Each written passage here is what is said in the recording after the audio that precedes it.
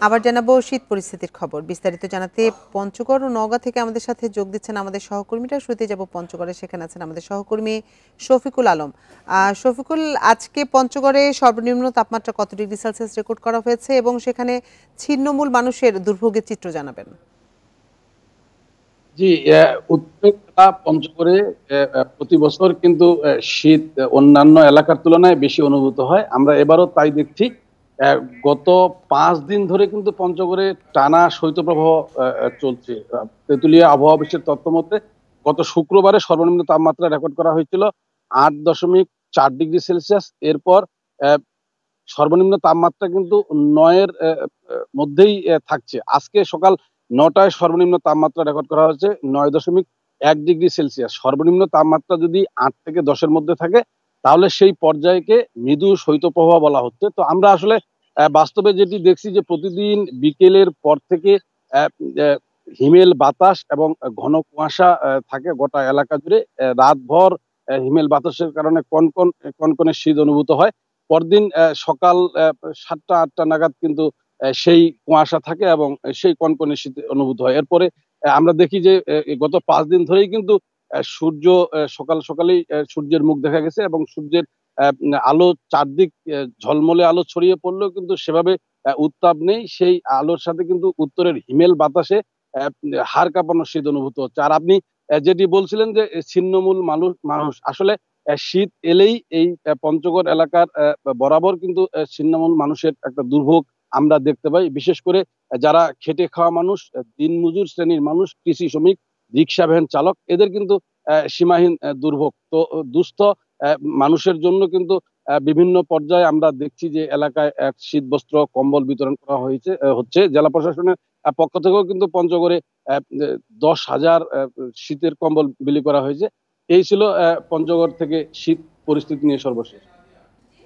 শফিকুল, আপনি সাথেই থাকুন। এবার আমরা যাব নওগাঁয়, সেখানে আছেন আমাদের সহকর্মী সাদিকুল ইসলাম। সাদিকুল, নওগাঁর শীতে এবার ফসলি জমির কি পরিমাণ ক্ষতি হয়েছে এবং হাসপাতালের চিত্র কেমন সেখানে? বৃদ্ধ রোগী এবং শিশুদের চাপ কেমন হাসপাতালে?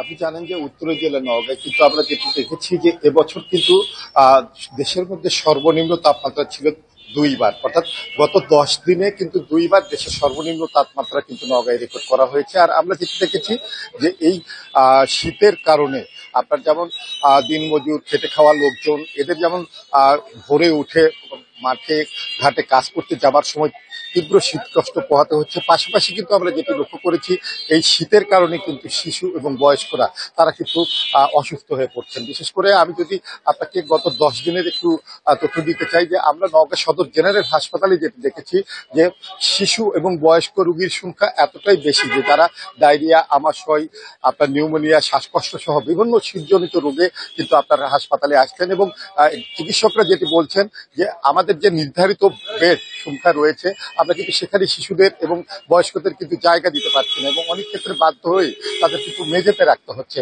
আর চিকিৎসকরা এখানে যে পরামর্শটি দিচ্ছেন যে এই অবস্থার প্রেক্ষাপটে কিন্তু শিশুদের বিশেষ করে ঘরের মধ্যে রাখতে হবে এবং গরম কাপড়ে মুড়িয়ে রাখতে হবে, আর বয়স্কদের ঘর থেকে বের না হওয়াই ভালো। এবং এছাড়া পাশাপাশি তারা যেটি পরামর্শ দিচ্ছেন যে শিশুদের বিশেষ করে বাইরের খাবার, বিশেষ করে মানে যেগুলো দোকানে পাওয়া যায় খোলা উন্মুক্ত খাবার, সেগুলো না খাওয়ার জন্য তারা পরামর্শ দিচ্ছেন। আর আমি শীত পরিস্থিতির কথা যদি আরেকটু জানাই যে আপনি জানেন যে এখানে নওগাঁ কিন্তু দেশের অন্যতম একটি ফসল উৎপাদনকারী জেলা। চলতি মৌসুমে কিন্তু আপনার এখন চলছে ইরিবুড়ো বীজতলা তৈরির মৌসুম, কিন্তু গত কয়েকদিন আমরা লক্ষ্য করেছি যে আপনার টানা শৈত্যপ্রবাহ এবং ঘন কুয়াশার কারণে ইরিবুড়ো যে বীজতলা, এখানে প্রায় 10,000 হেক্টর জমিতে বীজতলা তৈরি করা হচ্ছে।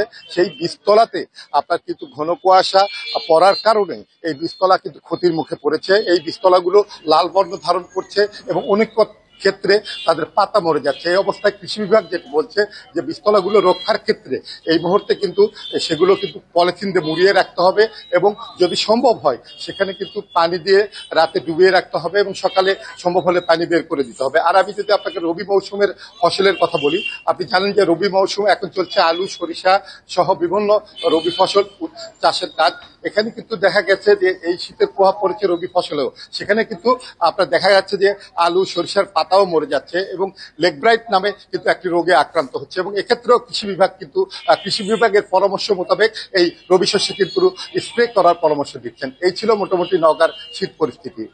পঞ্চগড় এবং নওগাঁ থেকে শীত পরিস্থিতির সবশেষ তথ্য জানাচ্ছিলেন আমাদের সহকর্মীরা।